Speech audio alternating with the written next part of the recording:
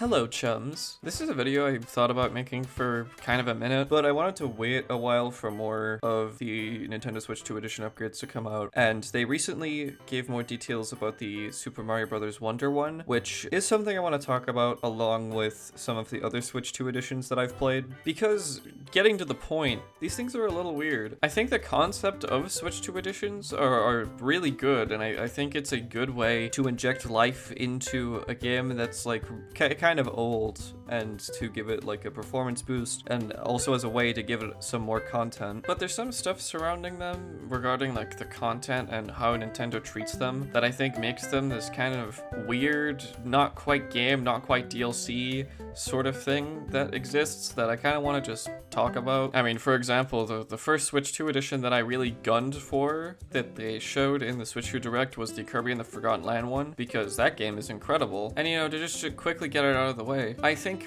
what I played was completely fine and I had fun with it, but two problems that I think exist with these is that they kind of are priced very weirdly and differently depending on the content that's included, and also are essentially treated like their own unique game. Like Star-Crossed World was basically the August game for 2025, and you know, I already thought that this was pretty major. I thought this was going to be a kind of substantial thing for Kirby and the Forgotten Land, and you know, advertising it in this way kind of made me think that more so. And it's not like there isn't good content here. I think the remix levels are good, and you have new mouthful modes and stuff that like you play the game in a different way. And you know, you obviously have like the performance upgrades and stuff included in that as well. But at least for me, the price that it was being offered at kind of made me think it was going to be a little more substantial. What I played was fun, and I would recommend it if you really liked Forgotten Land, but it's sort of just more of the game. And I think especially because the base game already offers a sort of post-game remix level type thing with the Forgo Isles, it kind of makes this release feel a little bit more weird because it sort of just feels like that again. And of course they're both different, and I think the Star-Crossed World level designs kind of go in a little bit more depth. They have the crystal gimmick that brings you to parts of the level you couldn't explore previously. But I think at the price point, for me, it's $16.99. I'm not sure what price is in like America and stuff. It's probably a full 20 bones. And I think it like sort of barely justifies that. And you know, with how it was being advertised, where in August there weren't really many releases, you know, Donkey Kong Bonanza kind of just came out the month before, and this was the game that was tail ending August and was the big thing that they were advertising. And that also feels very weird considering the content there was just fine. I understand that obviously they're not just trying to sell the upgrade, they're also trying to sell the game entirely, because obviously they're selling the upgrade packs and also reselling Kirby and the Forgotten Land with the Star-Crossed World stuff included. But I think especially in the first year of the console, having a big portion of games that are being advertised be pre-existing Switch 1 games sort of feels a little off. Stuff like Pokemon Legends ZA, Hyrule Warriors, Kirby Air Riders, and like Metroid Prime 4, those were all games that were slated later for the year and we had no clue about. At least I don't believe we knew when a lot of those games were coming out other than Pokemon. So having Kirby and the Forgotten Land, which is a game that released in 2022, take up most of like the advertising, it was very strange, especially because Switch 2 editions are of course a very new concept, and we don't even know fully where they're gonna go or what kind of things can even receive a Switch 2 edition. And I mean, in practice, it's kind of trying to sell the idea of having performance upgrades along with content upgrades as well to make it a little bit more enticing. But I look at some of these and I genuinely think, what is stopping them from putting any of this on Switch 1? And you know, the place I was thinking this the most was when I was watching the Mario Wonder Switch 2 edition trailer, and I came out of that trailer thinking, wow, that should probably be a free update actually. The Mario Wonder Switch 2 edition was one that I was actually quite excited for, because I really enjoy that game, and you know, just being promised more of that was good. I like that game. Although again, I just don't personally think this is nearly substantial enough to justify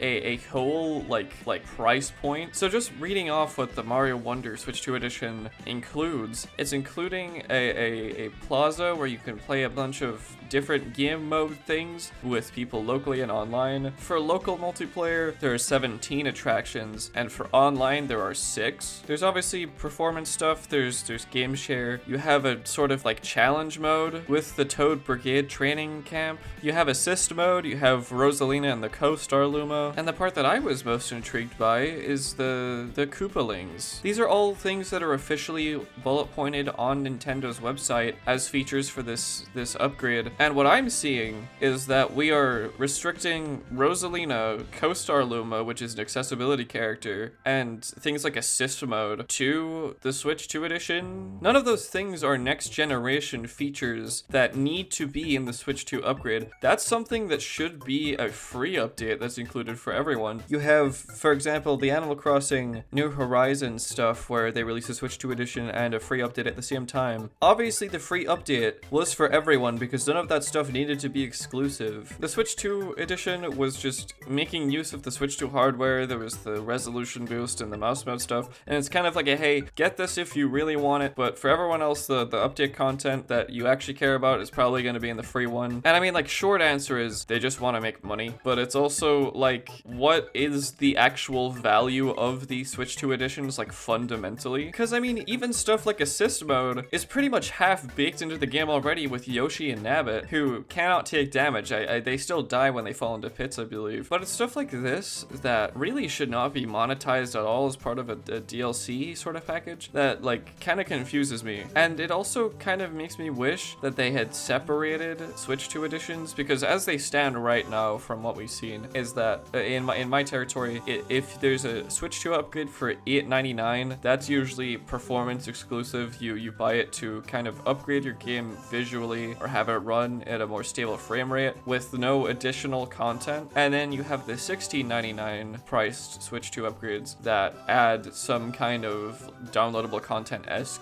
experiences. Because I mean, especially in the case of Mario Wonder Switch 2 edition, the focus on the multiplayer modes and stuff is like cool, and it's cool that there's a bunch of different modes and they all look really fun. It's just that, like, especially looking at previous games in the series, like looking at New Super Mario Brothers games, all of those games have like different modes and stuff that are free. And of course, I understand that this is a lot more in-depth. The previous, like the New Super Mario Brothers games had different modes, sure, but I guess none of them ran like super deep. There was only a handful of them. But I feel like for a lot of people, this is probably not super like appealing. I think it's also just because the game itself is Super Mario Brothers Wonder, which is a 2D Mario game that I don't think really is elevated much by performance enhancements. So like even that part of the package I'm looking at kind of like with an eyebrow raised. It looks like a bunch of fun looking mini games, sure, and some different stuff that can bring life to the full game experience that you've already played, and it allows you to revisit it in a different way. But just nothing that's really kind of jumping out at me, at least. There's definitely people that will enjoy this. It's just that, like, you know, obviously the conversation of game prices and stuff right now is kind of everywhere, and games are very expensive. And for me, looking at this game, Super Mario Bros. Wonder, which is a game that I've already replayed many times, and is a game that I'll probably still replay even without this upgrade, I just can't really justify in my mind spending like all that money for like a kind of side mode. It kind of feels to me like the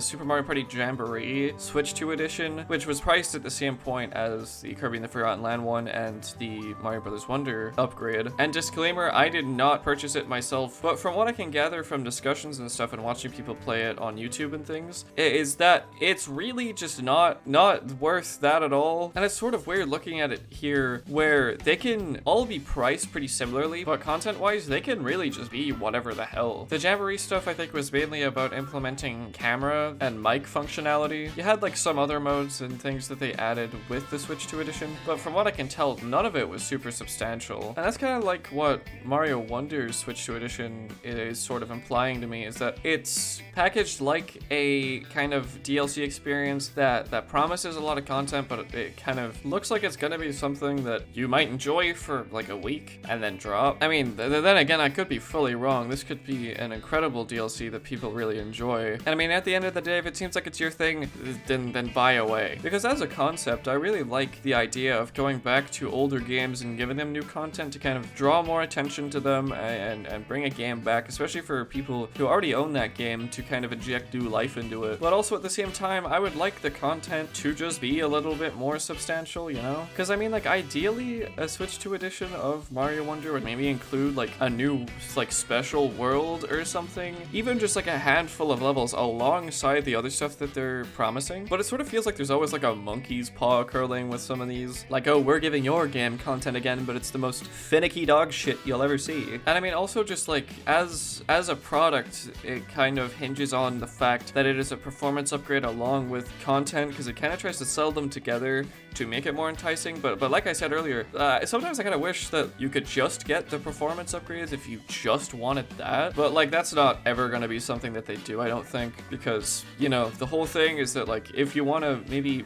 play an old game at like higher resolution or higher frame rate, you'll buy it, and then also have a bunch of new content that you can test out that new performance with a brand new experience. But like, you know, I just think they could do a lot more to make these releases seem even just a little bit more exciting or meaningful. It's something that I, and I'm sure a lot of other people, have been looking at for quite some time now. And obviously this is the first year of the Switch 2. A lot of stuff can and probably will change. You know, maybe they'll just start making some fucking magical Switch 2 editions that changes my life forever and brings joy and happiness to my bloodline. Also a smaller thing that really doesn't matter much at all.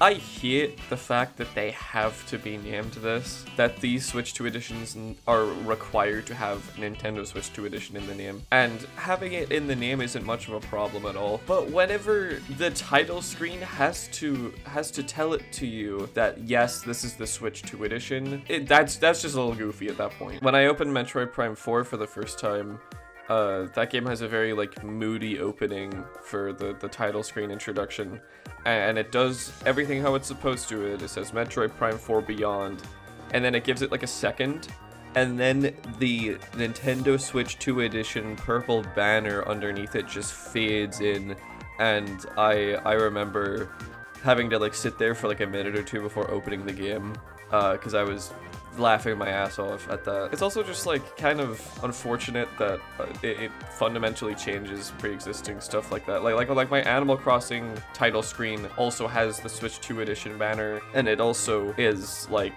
just on the icon and stuff. It doesn't really matter that much in that case, but especially with stuff like Star-Crossed World, where there is like art being added to the icon on the menu that kind of like fundamentally changes a thing on my Switch. Like, I like the Star-Crossed World art, but it's kind of just like a weird, oh, the actual box art gets a little bit obscured here now. This kind of also bleeds into like the problem with Switch 2 box art in general, which isn't what this video is about, but like, you just have like, you already have a billion things going on there that's already obscuring the art that's there already, and you have to have a Switch 2 edition banner slapped on there as well. But like, yeah, that's, what are you gonna do? And there's so many things to talk about with Switch 2 upgrades and Switch 2 editions and all of the content they're adding stuff. Like, you could probably talk about this kind of thing all day. Obviously, a lot of it is trying to bring more brand awareness by going back to old games and saying, hey, remember this if you've played it already, and if you haven't, here's a really cool game that you should try, and kind of, you know, drawing attention to experiences that you might have missed or that you might want to go back to. A key example of this, I think, is having Rosalina be a character in the Switch 2 edition of Mario Wonder, because, you know, the movie's coming out soon, it's about Rosalina, but I kind of wanted to just like talk about the actual content of these things and kind of how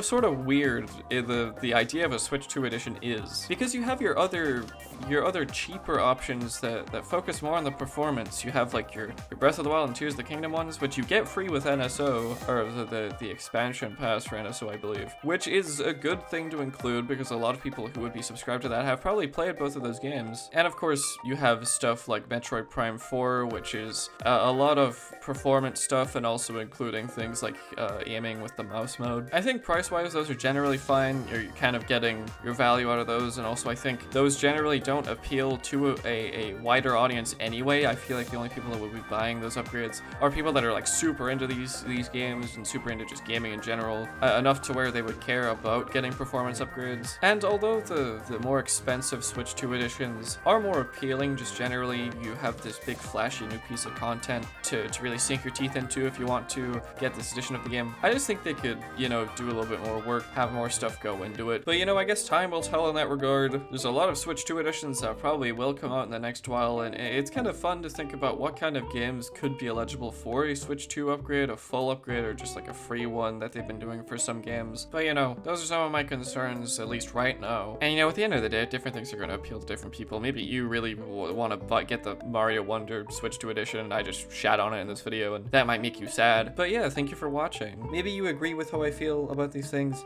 Maybe you disagree. Maybe you're asking where the Everybody Want to Switch update is. Because, I mean, it's only natural.